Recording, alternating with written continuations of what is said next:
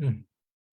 Live from Trefford Studios, my name is Dr. Ashvin Sood, and I am alongside my dear friend and colleague, Dr. Jeremy Chapman, and a wonderful guest who we'll introduce. And we'll welcome you to Divergent Minds, sponsored by the SSM Health Trefford Studios. And Jeremy, who are we and what are we doing here on Facebook? All right. You and I are a couple of child and adolescent psychiatrists who see patients here at SSM Health Trefford Studios. And we also do a lot of fun media stuff, such as this creative stuff. Every week we go live on Facebook for 30 minutes-ish, talk about a different topic related to children's mental health. Last week we talked about anxiety and school-related anxiety specifically with the older population. And we had Grant Monnier on here, who's a college student. We talked about, some of the challenges and anxieties around going from high school to college and that transition. Today, we're joined by the inimitable, the one-of-a-kind Gina Rieder, who has been working in the Fond du Lac School District for 33 years. Now we took her over here to help us at Trefford Studios, and she's been amazing here. But obviously, she has a wide breadth of knowledge because you did K through 5 and 6 through 8. Yep, I did elementary for 10 and then middle school for 23. Okay, and so we want to focus this broadcast today on that population, the K through 8 population, basically. And of course, and it was Gina's idea, by the way, to do this topic because we're in mid-August right now. All of our patients are heading back to school over the next few weeks, and there's a certain amount of energy that comes with that, both for the students and for the parents. So maybe we can start a little open-ended and just tell us from your experience all those years working, what are some trends or patterns that you tend to notice when people are heading back to school? You have always the combination of excitement, but also anxiety. Right. I think the best thing a parent can do for themselves and for their child is to just walk through it all. Whether they're just going to preschool for the first time or kindergarten for the first time or middle school, high school, college, whatever it is, the more comfortable they feel with it, the better it is. I had one student one time tell me like he just didn't have lunch for however many days. He just didn't know how to do it or how to ask.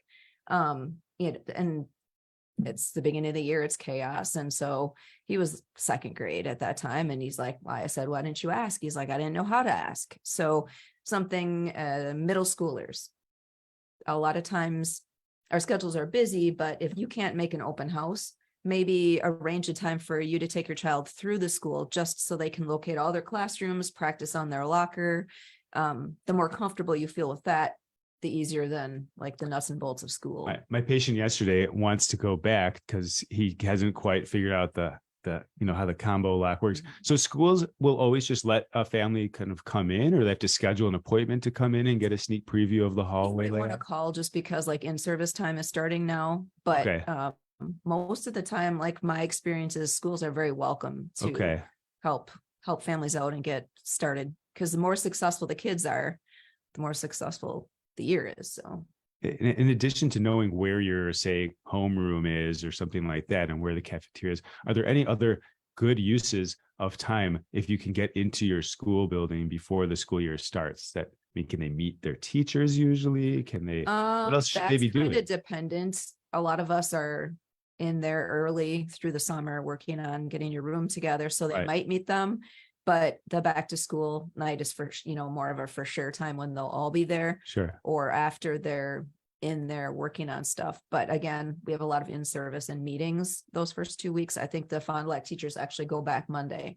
So Okay. I don't want to dominate the conversation, Dr. Sood, if you have questions. Otherwise, I can keep going forever. But no, I mean, the comment that I share for all of this is role play. It sounds like you are actively role playing with students to help them kind of prep. Jeremy and I have kids and teens all the time in our office where we're kind of like, there is the school jitters. There's a lot of that anxiety. And it sounds like asking the teachers, asking the guidance counselor, asking the principals, if they can parents can kind of walk them through what a day would look like and maybe come on campus. Is that what you're kind of saying, is like, hey, do a trial run or something of that nature when no students are there? Right.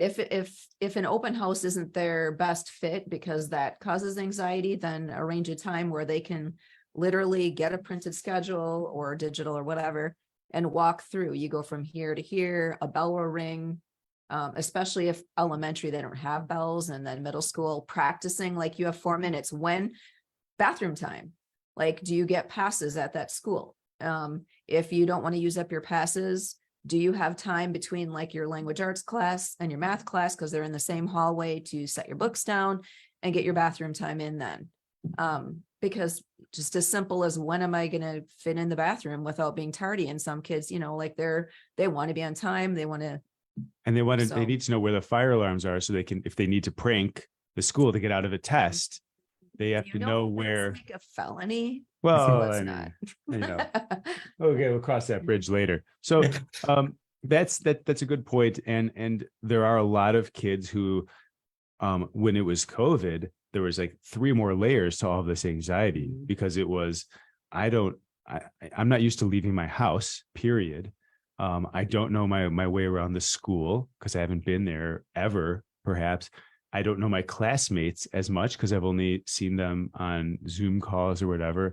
It's just so much to take in. Now, thankfully, most schools have been consistently in person for a time, but I still do have a lot of patients who started doing virtual school out of necessity during the pandemic, and now they don't want to switch. I mean, a lot of high school, really, but they don't want to go back to in person.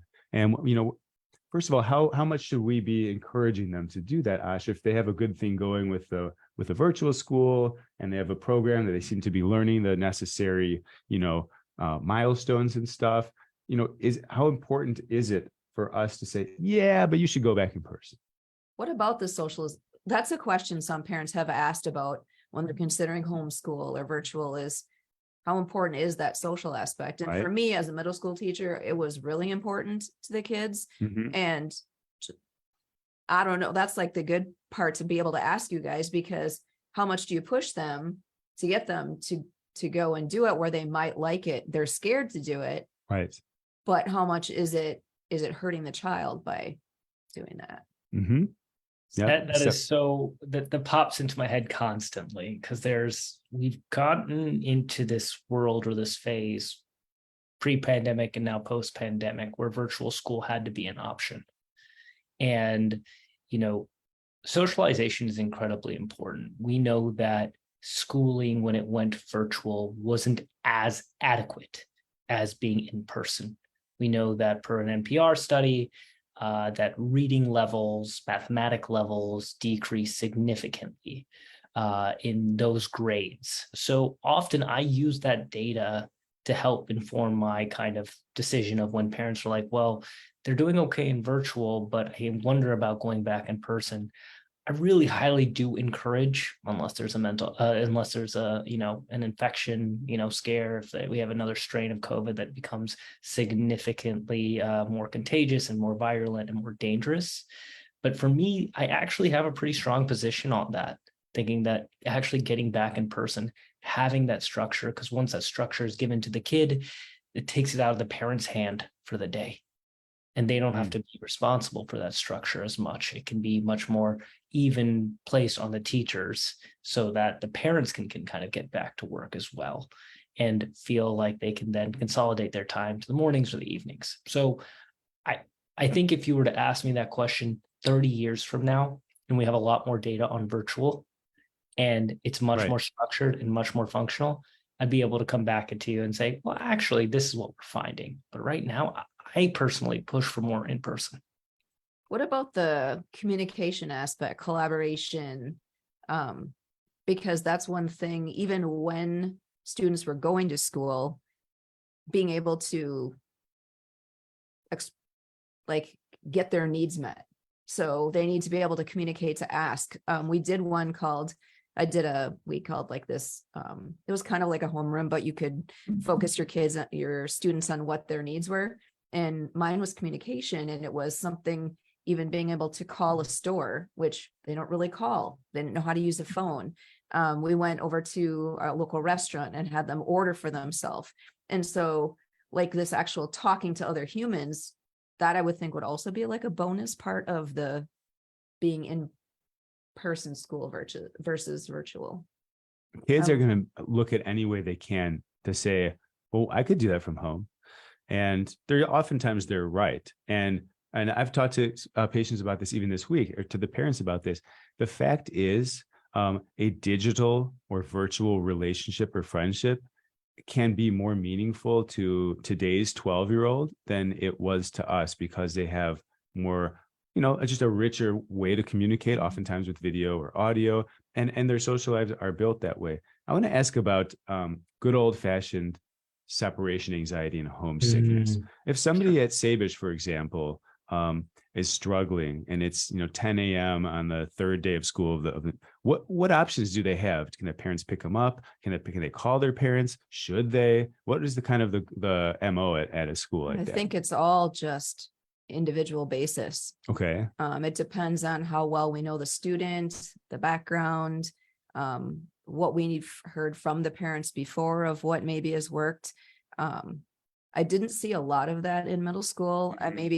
I think it more comes across as withdrawn and just quiet versus saying they want to go home. Sure. Sometimes it manifests obviously as stomach ache. Like when we had the pacer in Phy class and they had to run, a lot of times like illness went up because of the anxiety of doing the pacer, or like a testing sick. Oh, I figured out it's every day before a math test. So maybe you just work out, you take your test during your lunch, or you have unlimited time, just a lot of accommodations are made. It's just, that's the communication part of right. How do we find out what you need if you are just holding it in?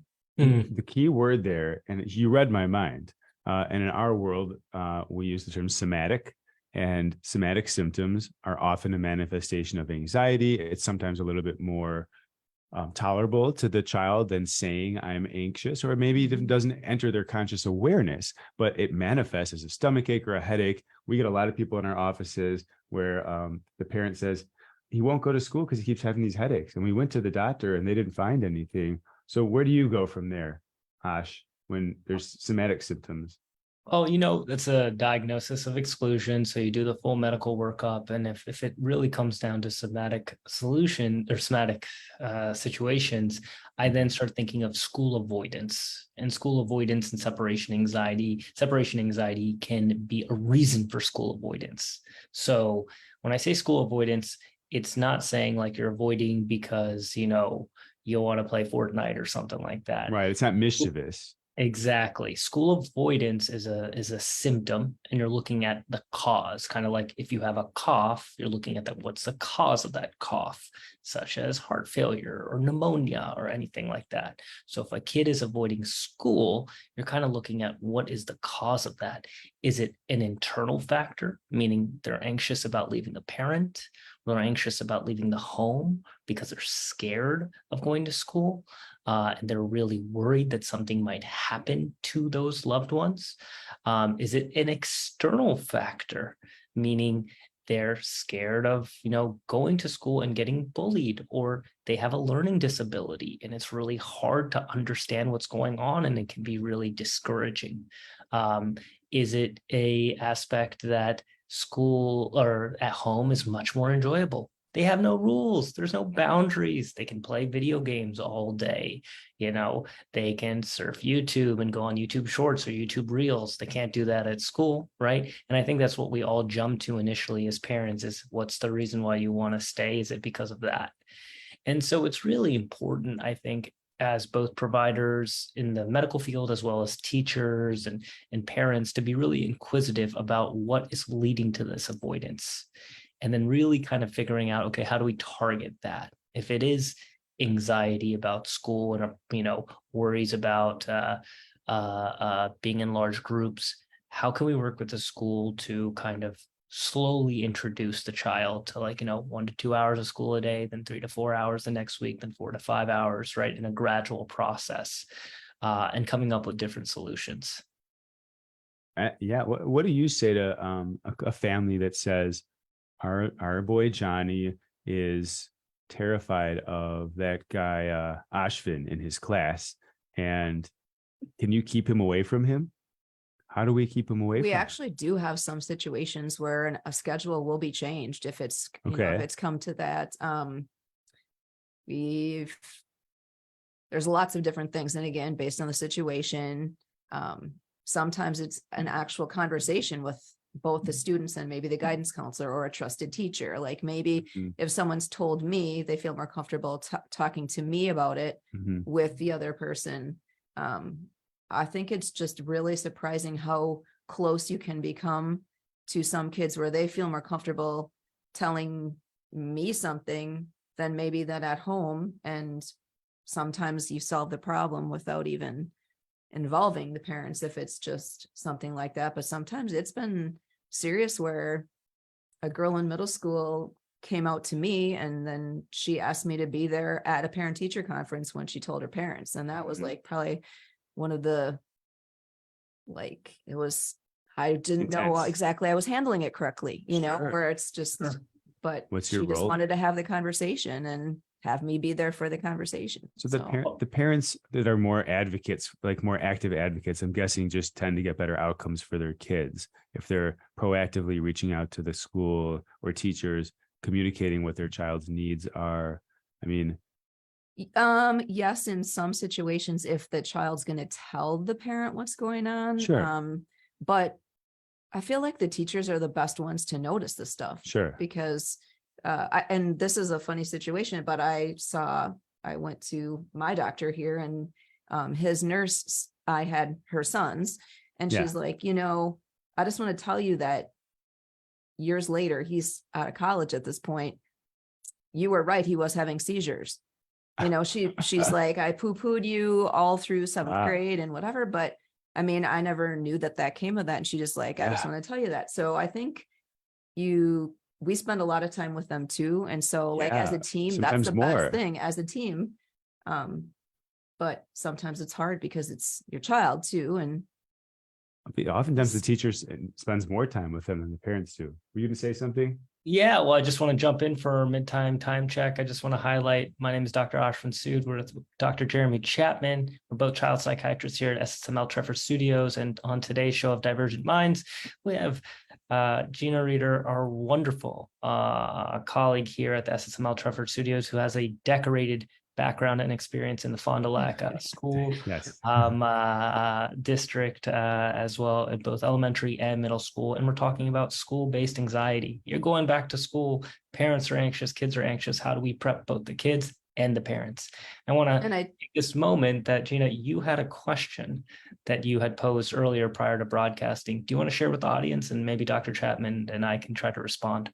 Yeah. Yes, I had a friend ask, well, not ask, but I said I was doing this today and I said, do you have a question? She's like, yeah, I would like some advice on, so they're empty nesters for the first time. And she's like, what do you do as parents when your social life, your calendar, everything was, based on your kids, and I can relate because we were really good friends with our, the basketball parents or the, whatever. And it's like, your social life is involved with that. You care about each other. And then that kid goes off to college. How do you stay connected to those people? Or what do you do with your time? She's like, how do I schedule? She's like, well, I have to schedule activities. Yeah. So, I mean, I think it's time to adopt a new brood of kids in that situation. No, seriously, I think they have to, hopefully parents will have lined up some hobbies and interests and groups of their own. I mean, I'm very flattered that question was asked of us, but I don't feel like an expert in that any more than, another adult in that situation might be. Now, there might be groups, I always think of communities online, of course, but I'm sure there are places where people can connect with others who are in the same situation. And I don't know if the person who posed that question was asking how to stay connected at all with their child after their child leaves, or how to build kind of a new life after so much of. Right. Yeah. Yeah. Wow. Well, what a question. I love this. And you have I was just going to say, you have the two, I have definitely had two camps of friends when their kids move out of, okay, bye. And like, we're back. We have time, versus the others who are very, very sad. Yeah. And feel lonely and missing it. So, What was it like for you? Yeah. I'm obviously, it was kind of a harder time for us because they left, but then they came back because it was COVID. So my son's grad school, they had no graduation. He came back home. My other son, so they weren't like, they didn't get kind of that. It was a weird time, but it's good, for yourself too, but you miss them too. I would say I was good. I didn't do like a lot of, but I knew that they were having fun and I loved college. Right. And so for them, when your kid moves out, you want what's best for them. And when I knew they're enjoying life, that's what you want. So yeah, absolutely. I didn't cry a lot about that. It's such a fascinating topic because we're all in our different parenting stages. I have a newborn. Jeremy, you have a couple of school-aged kids, and you're on the other end here where your kids have gone to college and now are adults, and it's all different kind of spectrums. But one thing that like I theoretically, or maybe this is my intellectual brain kind of kicking in and I haven't really felt it yet, is that it's an identity transition, right? Mm-hmm.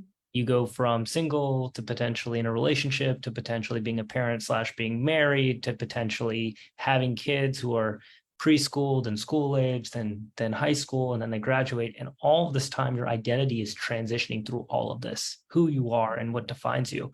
And I was talking to a colleague of mine who's also an adult psychiatrist, and he joked with me and he said, listen, when my youngest turns 18 and graduates and goes to college, I think that'll be my next time where I kind of figure out who I want to be in my life.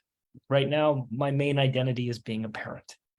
And I think that's kind of the crux of your question is what identity do you now pursue after being a parent for so long? It ties into the kids too, because now they have a new, they were always part of a family unit and they're independent now. And I'm going to play soccer 7 nights a week. I'm going to join a bowling league. I'm going to do more art. I'm going to compose music. Man, I got plenty to do. But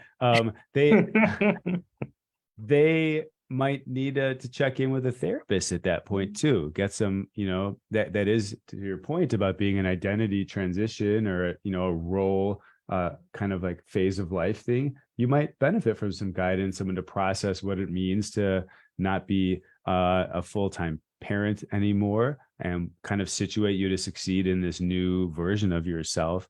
Of course, we're mental health clinicians, so we think that way, but could be a good time to take kind of step back and talk to someone who's not part of your normal social circle and tell them, they can maybe even help you uncover some things that you have been pushing away for so many years, whether it's hobbies or traumas, who knows, that hasn't been dealt with while you've been so focused on your kids. Now there's some room, some space. I'm very happy that mental health is becoming less of a stigma or a hidden thing, because when I was younger, if somebody went to a therapist, like, whatever, and now I would tell my students all the time, I see somebody, like you said, like the fact that you said it's a neutral person, they're not going to go, you're right, you're blah, blah, blah, that friend should, they're like, well, I'm looking at it from the outside. Is it really such a big deal, or whatever? And I think it's very good for society to be more open. More open to it. Yeah. I think every human being should have a psychotherapist. I have one who calls me out on stuff all the time and points out when I'm just like full of it. And it's good. Some people like someone like that. Other people like someone who more passively listens to stuff. But if you haven't, now is a good time to look into that. And, it might be a support group or it might be an individual therapist, and you may even reach the point where you need some medications. Maybe if you're having a hard time sleeping, or if you're having anxiety, worrying about the wellness of your kids, maybe if you're having some depression because you lost a huge part of your identity and now you're kind of a little lost in life and despondent. So there could even be an indication for some medication treatment at that point too. Well, I think that's like another show you guys could do, because about medication and safety. And because I've had people say, well, I think I should maybe take something for anxiety, but I don't, that's not for me, or I'm going to try to do, so maybe the safety or benefits of it would be a good show for you guys to. Yeah. I think what people in the audience and ourselves need to remember is that transitions for any age are difficult. We see it in our kids when they start school or when they take tests, or we see it in our kids who graduate and they call you homesick because they're in college. That I did. I called my parents Ash did this that way, all the time. and We I know was you I did was that. homesick, right? And I lived 20 minutes away, right? Transitions are hard for any age group. And so to seek guidance during that time via therapy is an absolutely normal thing. And that Yeah. is a thing that we want to kind of destigmatize, because then it offers us an opportunity to slow down, catch up with our thoughts that we've been pushing away because we've been having an identity for so long. And I want to fold this back into our earlier discussion about how to accommodate and be tuned in with your kids who are maybe having somatic symptoms, or maybe just outright saying, I don't want to go back to school, I'm nervous about it. Parents need to understand that their kid might be amidst some sort of a challenging transition. It doesn't have to be between K-5 and middle school. Mhm. It might be hard as you go from third grade to fourth grade. And that might allow parents to step back and have a little more empathy towards what their child is going through. Remember, like, it's hard being a kid. And sometimes kids appreciate when an adult says that too, It is and hard being a acknowledges kid. that, you I've know, seen right? It's hard being all the 9. ages, like you said. It doesn't matter. It doesn't have to be a big transition. It can be. And parents, like, you know, a lot of adults forget that it was hard at the time. And you think, oh, these are just petty problems. Oh, you're worried about, like, but when you only have the tools available of an 8-year-old or 9-year-old, simpler problems are just as difficult as they are for an adult who has more tools. So take a step back and really think about what your child might be going through. Ask them direct questions about it, and you might be a little bit more prepared to be there for them and advocate for them in ways that you might not otherwise have done if you kind of assume that they're just fine and stuff like that. It can be even as simple as that semester when they switch their enrichment classes. So now I have to go to the tech ed room instead of the art room, like it can be something simple like that. Or I've heard about, like, this is a hard class. And Right. Yep. And that could be a big deal for a kid.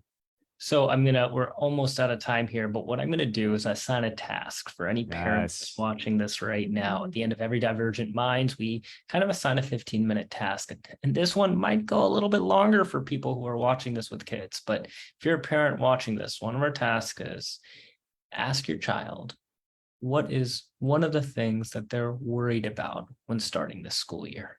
And they might not say nothing, but maybe spending 5 or 15 minutes with them, just saying, what was scary about last year? What might be scary about this year? And leave it open-ended. Be really curious about what they're worried about or what they're thinking about, and help them maybe kind of sit with them a little bit and say, that must be tough, and validate. You don't have to find a solution.